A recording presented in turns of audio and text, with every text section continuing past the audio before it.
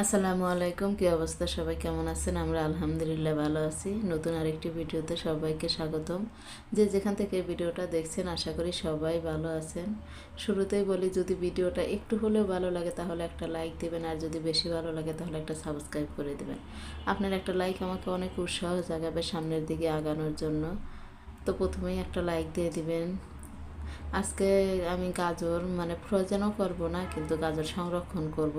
খুব সুন্দর করে 3-4টা গাজর পরিষ্কার করে ধুয়ে ছোলকা ফেলে নিয়েছি। এখন এই যে একটা রাশারের সাহায্যে লম্বা লম্বা করে র্যাশ করে নেব। এই গাজরটা রোদে শুকিয়ে কিন্তু অনেক দিন রাখা যায়। তো আমার বাচ্চারা, যেহেতু আমার 4টে বাচ্চা, আর ওরা গাজরটা খুবই পছন্দ করে, বিশেষ করে নুডলসের মধ্যে, পোলাওর মধ্যে দিলে।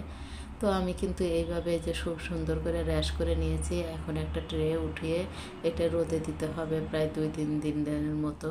তাহলে খুব সুন্দর মুচমুচে হবে। পরে ডিব্বায় ভরে রাখবো। যখন নুডলস রান্না করবো, নুডলসের সঙ্গে সিদ্ধ দিলে কিন্তু খুব সুন্দর সিদ্ধ হয়ে যায়। তো এই যে আমি রোদে দিয়ে দিলাম। আর এই যে বাহিরের দৃশ্য, সুন্দর চকচকে রোদ উঠেছে। সকালবেলায় আগে ঘুম থেকে উঠে ওই কাজটা করেছি। এরপরে এই যে রুটি বানাতে চলে এসেছি, নাস্তার রুটি। তো আটাটা যত মাখা যায় রুটিটা কিন্তু ততই সুন্দর হয়। আমার সবগুলো রুটি কিন্তু বানানো হয়ে গেছে। কিছু রুটি ছেঁকে নেব, আর কিছুটা যেটুকু বাসে ওইটুকু আমি ফ্রিজে রেখে দেবো। পরে কালকে আবার অথবা বিকেলে ভেজে খাওয়া যাবে। তো এদিকে মাইশের আব্বু অফিসে যাবে এবং তাড়াহুড়া লেগে গেছে। তো ভাবলাম যে তাকে আগে ডিম ভাজি করে রুটি খাওয়াই দিই, পরে আমরা আবার রুটি সেঁকে নেব।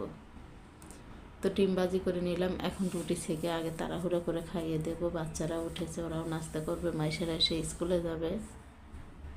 তো এই যে আমি ঘুরিয়ে ঘুরিয়ে রুটিটা সেঁকে নিচ্ছি। আজকের এই ভিডিওটা এখন পর্যন্ত যারা দেখেছেন তাদেরকে অসংখ্য অসংখ্য ধন্যবাদ।